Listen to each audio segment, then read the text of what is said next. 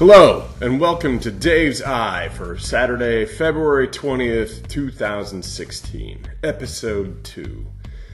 Today, I'm going to drop a bit of practical advice on you, dear listener. We live in very interesting times, in a very complicated world.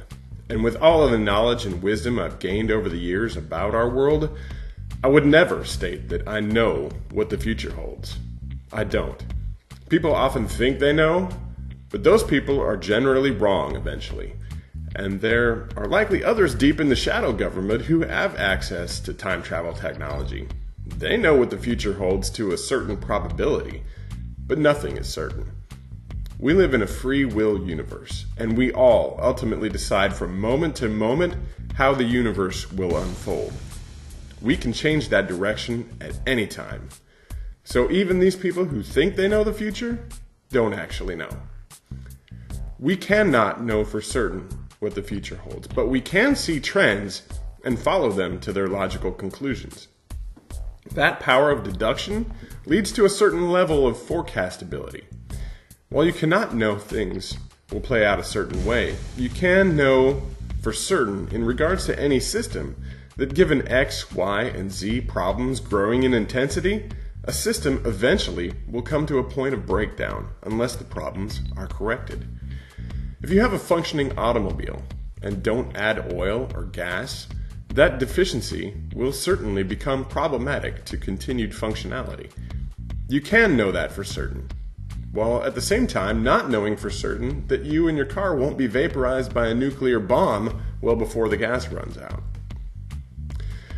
The same principle applies on the macro level to our economic system. I said it 20 years ago in my book, Philosophy for the Third Millennia, that given the various trends, we simply cannot go on this way. There will come a point of breakdown. That point is today a lot closer than it was 20 years ago when I wrote that. We are in the early stages of this inevitable breakdown.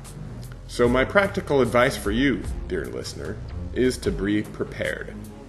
I'm not suggesting that you go full-on prepper and start obsessively stocking guns and food to the highest possible degree.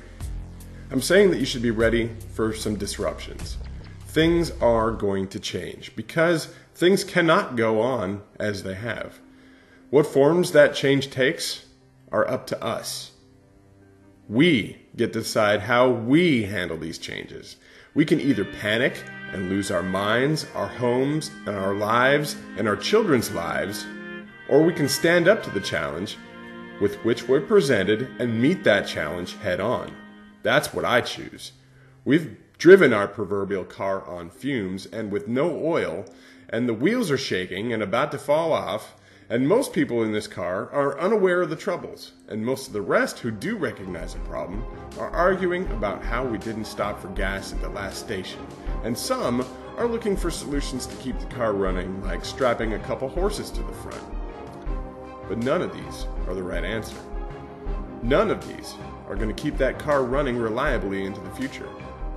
The answer is, of course, that this car has been driven long enough, and it is time that we all got out of it and into a shiny new car.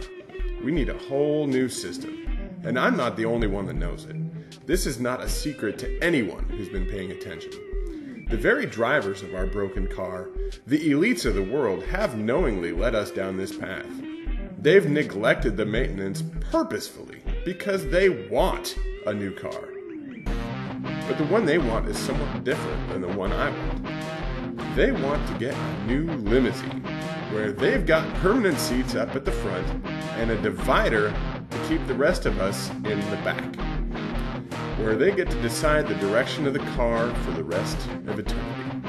But I don't see that as the right option for us. I think we need something more akin to a bus with room for everyone and where everyone's voice can be heard by the drivers. They are, while this car is still running, working on designing a new limousine for them. Many of them have been singing the praises of this new limousine and how nice it will be when we all get to move into that new limo. And a lot of people are convinced that that's the right thing to do. Sadly, they'll never tell you that they know that they'll be in front and you'll be in the back, totally locked out of control, because these people are liars and cheats and obsessed by the need for power over others. So when our car finally does stop, and it will, we are all going to be shepherded right over to the limousine, right where they all want us to go, just like they always do. Problem, reaction, solution. But the bus will be there as well. The bus may not look as fancy, but it has better functionality and even a restroom on board. All we need to do is decide to take the bus. It won't be easy to do, but we need to convince everyone of the wisdom of choosing the bus over the limo. I would like to remind people that donations to my nonprofit corporation, All Nations Together International Corporation, Anti-Corp, can be made at my website, truthjusticelove.org. Or, if you'd like to help executive produce this show, contact me. I could use all the help I can get. Thank you very much, and that's it for today. Namaste.